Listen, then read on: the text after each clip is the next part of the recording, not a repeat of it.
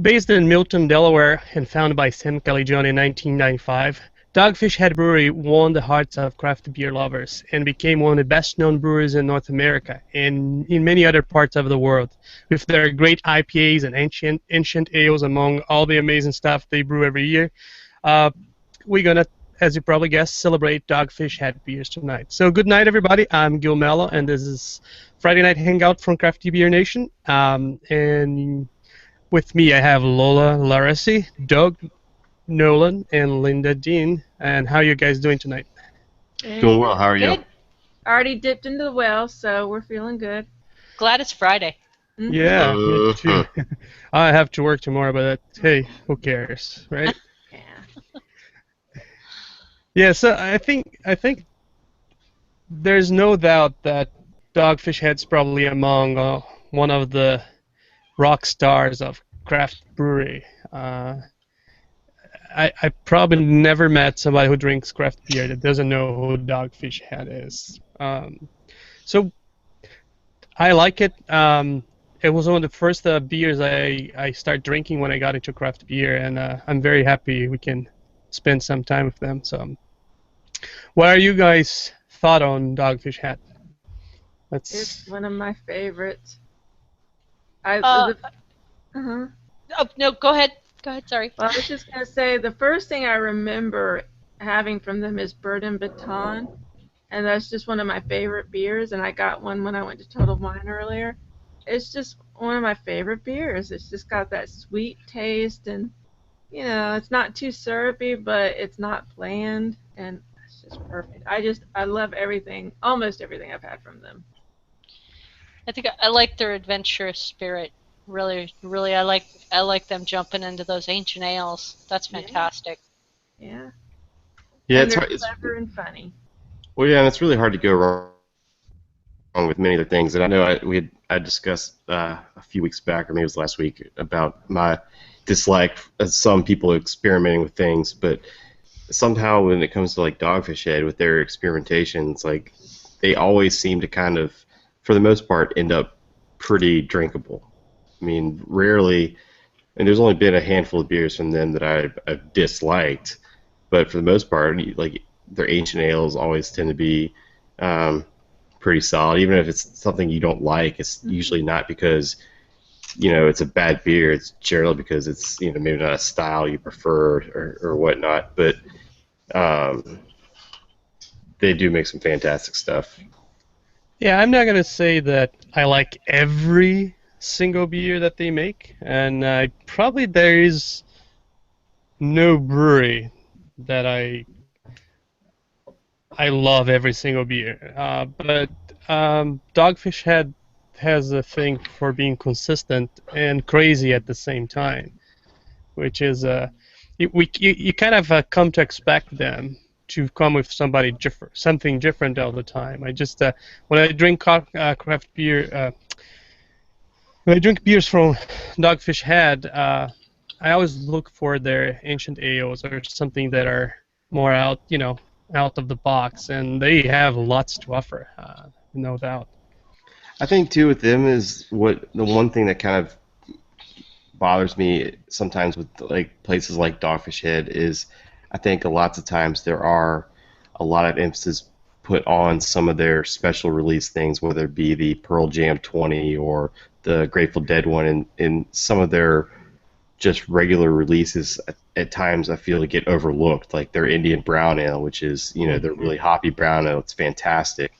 Um, what Linda's drinking, the Palo Santo, sometimes you don't really Yeah. hear many people talk about it, even though it's like a 12% alcohol. Just fantastic beer. I mean, usually it's like people talk about the 90 and the 120, um, and like Bitches Brew, and then all the ancient ales, but some of those kind of ones that are just they make year round. Sometimes I feel like just don't get the respect that they deserve. I'm I don't, guilty of that. yeah, I don't think you could ever accuse Dogfish Head of having a lack of taste. No, You may not no, always no. like the taste they produce, but there's always big taste. It's Yeah, unique. they're always like very flavorful, and even if it's not like a good flavor, it's flavor. You know what I mean? Yes. You You've may not got like the something there. flavor, but it's you're never gonna get something like bland. Go big or go home. With the exception of one. There's one I thought was pretty bland. I didn't like, but we'll keep that. We'll talk about that later. Well, so let's see what you guys have for us today. Oh, why don't we start with Linda tonight? I have the Palo Santo Marron, and it's that's just 12%, which is on the really high range of what I actually try to drink alcohol wise. But definitely lots of flavor, really roasty. I can really taste the maltiness. I can still taste the brown ale in it, but then there's lots of caramel and lots of vanilla. It's like I'm just being served this big, huge, fat platter of flavor with Like brown dessert. ale. Yeah, Dessert like it is in a definitely bowl. like dessert. It's very nice. Man, that sounds awesome. Yeah, I was looking into their beers. I didn't realize how many high ABV beers they actually make. It's quite a thing. Yeah. Yeah, we were talking Yeah, about they seem to that have before. they seem to have a love affair with alcohol, like Stone has a love affair with hops. So that brings up an interesting question. Are they even allowed in Tennessee? 'Cause You can't buy, like, for instance, before we get into my first or second beer, but the last one I'm drinking, like the 120, like you can't get this in North Carolina. I guess not, huh? You can't get it, places like Ohio. You actually can't get it, or they can't produce it. They don't. They have, like, Can't for instance, sell it. yeah, Oh, that sucks. North Carolina has a cap on alcohol. The big story is like Ohio. I think Ohio is 12%, with BrewDog That's what I'm wondering. opening the facility there, which is kind of blew my mind that they're doing something like that, where they tend to brew high ABV beers. But Well, they're famous for high ABV beers. We talked to Stuart Bowman, their head brewer, yesterday, and half of their production is their Punk IPA, and they have a lot of other. They have the Jackhammer, which is a can. no, I mean they definitely have plenty of good beers under that 12% ceiling, but it just still kind of, I don't know. But yeah, back to the Dogfish Head before. But yeah, like places like North Carolina, Ohio, you just can't buy it there. What's funny is I was at my favorite bottle shop last weekend, and I heard somebody say, "Oh yeah, we've got 2 bottles of the 120 left," and I thought about it because I knew we were doing this show, and I was like, out of respect for everyone else, I won't drink the 120. Oh, it's fine for you. It'd make for a great evening here in about an hour. Yeah, I mean, I don't know. That's one of my top beers from Dogfish Head is the 120. I just love that beer. And here too, we see more now. But I remember a couple years ago, you got into the bottle shop, you had to rush in to get some, otherwise you'd get none. Well, and it's crazy too, because it's kind of gone through a peak valley, and then now it's kind of peaking up again. But before, like, Brewmasters, before that TV show aired, there was at least 2 stores I could go to at any point in time and buy 120 at any moment of the day, because it just sat on the shelf. And then Brewmasters came out and really kind of took Dogfish, made them more nationally known, and people were like, "Oh, let's try to get our hands on that." And then it just kind Well, of. and they were very prominent. They talk about a lot about them on the beer wars. Yeah. That got them known as well. Mhm. dang pop culture. Well, and it's crazy to think that, like, I know this is like their 20th anniversary or whatever, and it's just weird to think that they've been around for so long. I mean, I'd love to, like, go back in time and see what it was like to go hang out in Rehoboth Beach, back 15, 20 years ago, like what was going on at their little brew pub back in the 90s. Yeah, we were at uh, in Washington for Savor, and Dogfish had a booth there, serving their beers, and the line of people just Mm. so they could shake Sam's hand was insane. Mm-hmm. It was I just imagine. yeah. It's just that the figure that he has, that rock and roll star kind of a thing Well, among craft breweries. It's just well, I think to him, and I think it like with him and then like the guys from like Brew Dogs, they just seem to have like that kind of down to earth personality. Like you could just see yourself just sitting around the table at your house, like drinking beers, just hanging out, and not, they don't feel like they don't portray themselves as being like above you or better than you because of where they are and like, their careers at breweries or whatever. Oh yeah. They're Yeah, very down to earth. he was very nice. He came to talk to us, gave us an interview. It was pretty cool. And you can understand, talking to him why he stepped down and to be the front man, to be the face of the company because that's who he is, and he's just a driving force. It's pretty awesome. So what So you Doug, drinking? Doug, what are you drinking? What? Turn it Sorry. around. I heard two people talking at the same time, so I don't know who was asking who. I was Everyone asking stop. what No you- one talk. Yeah, what are you drinking, Doug? Well, I started the evening with a couple of Aper hops. They're apricot IPA. Or I don't know if it's even really supposed to be an IPA. I'm not sure. Somebody can correct me. But I have right now. I'm down to the last little Oh, tastes of my 90-minute IPA. And it is, I'm sure many people know, I love a good IPA. I love a good double IPA. And sometimes I like these more, I guess people call them like a East Coast. It's it's definitely has more of that kind of earthy, piney, not overly citrusy, hop characteristic. It's more malty sweet, I think, than some of like the West Coast versions can be at times. Certainly, there's exceptions to the rule, but it definitely has like more of a I guess like a hoppy English IPA more. So I guess it's To me, the East Coast, at least for me, it's a little more. There's a little more malt backbone to it than Western and the West Coast, which are like just about racking your palate.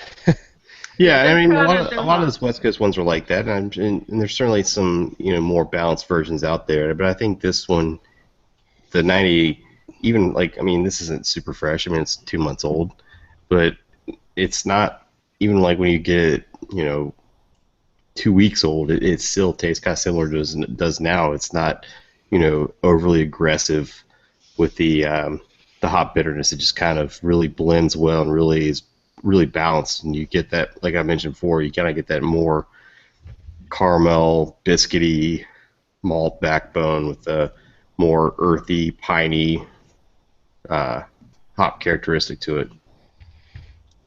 Yeah, it's very unique for an IPA, I think. The only thing that bothers me a little bit with the apple hop, it ends to be a little too sweet Yeah, as it gets warm. it's definitely one. They do a few of their seasonals I like, and that one's not terrible, but it's not something I will look forward to every year. Usually every year I'll buy a 4-pack of it just to kind of see how it, what it's all about. Yeah, it's one beer that I like to be on the colder side. I like to drink cold.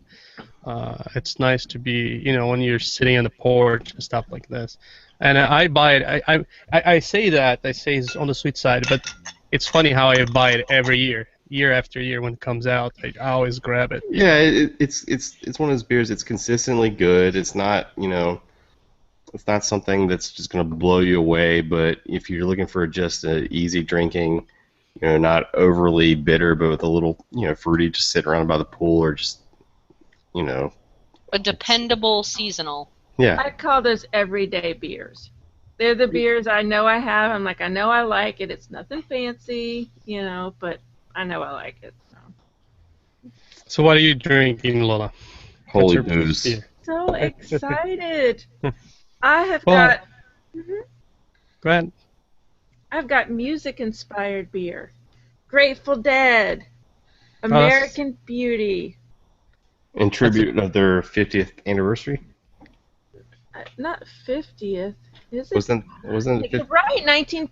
I saw a picture of them from 1966. So yeah, you're right, 50th. Well, that was their big deal with all their recent concerts, like in Chicago, where they played for like 4 days. They're supposed to be their last, shows ever for their 50th anniversary.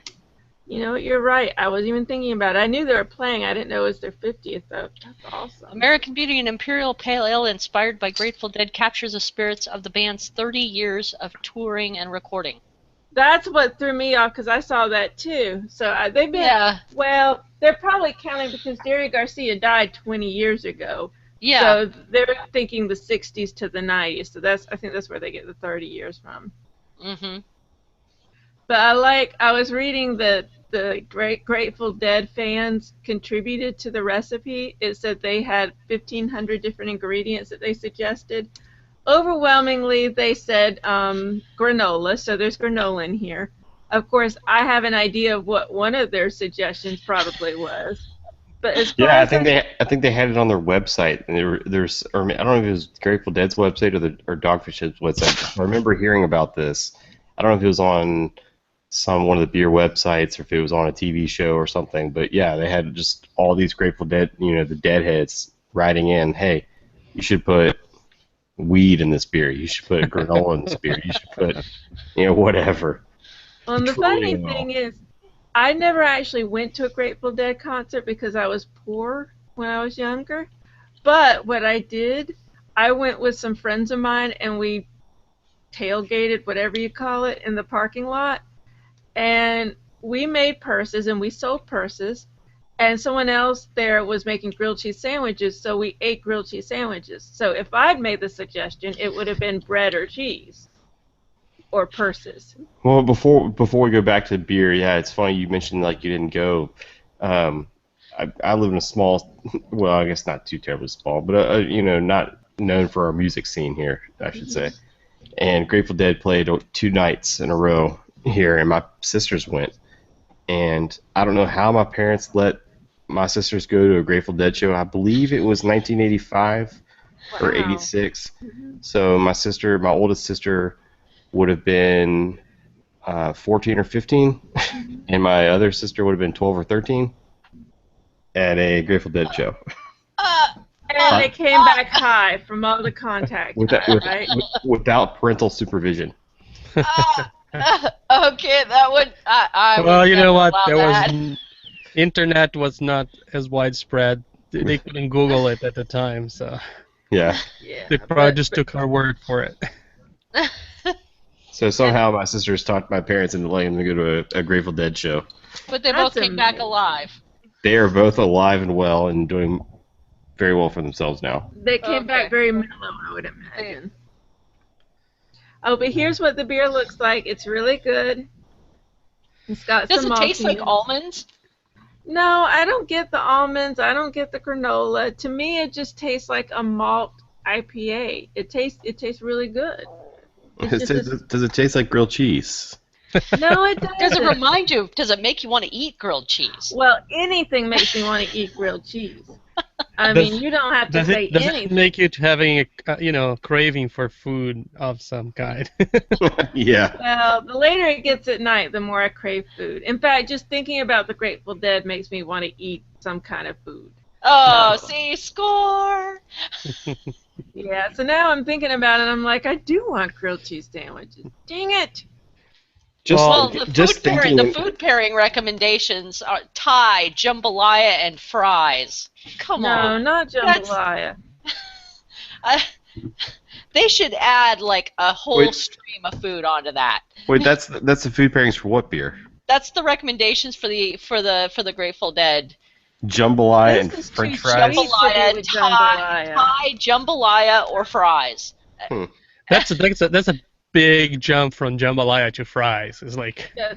all right, I will eat this little, fried Or I'm gonna just dig this bowl with everything Give that me a got put on our. 750 milliliter bottle of a pale ale and 1 pound of French fries.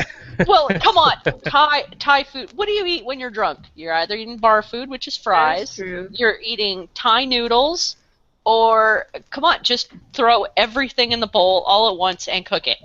That would be in the spirit of the Grateful Dead. I'm eyeing right now a bag of salt and vinegar potato chips across from me, so that's probably what I'm going to be eating here in a I moment. have leftover orange chicken from P.F. Chang's. Oh, man. That's what I want. So where did you see these food pairings? Is it on the bottle? On the website. We had at Dogfish Head dogfish.com. website. They offer pairings. I think for almost every beer they put on the website. So now I'm curious as to what they recommend for the old 120. I can I can sauce. tell you if you give me a second. All right, Linda. All right. Well, meanwhile, I'm having Raison d'Extra, which I haven't had that one. which I've had Raison. I think they call the big brother from his Raison d'Etat, which means justification for life, or I think Reason that's for the being. reason for being. Yeah, I think that's what it's a French word. Man, this is a sipper. I mean, you don't want to. How boozy is it now? Like I remember when I drank a bottle when it was first released, and it'd been bottled like maybe 3 weeks, and it was so boozy. Yeah, well, it was boozy when I bought it. The other bottle I had was a little boozier. Now that I rest a little bit, it's too warm, but more in a caramelly kind of way. I don't know how to explain that. I know they use I think plum. Is that plum they use in this one? On the raisins, they use raisins for this one, but I get more like a currant kind of a flavor. Like a currant syrup in the end, because I'm drinking warm because I like this beer.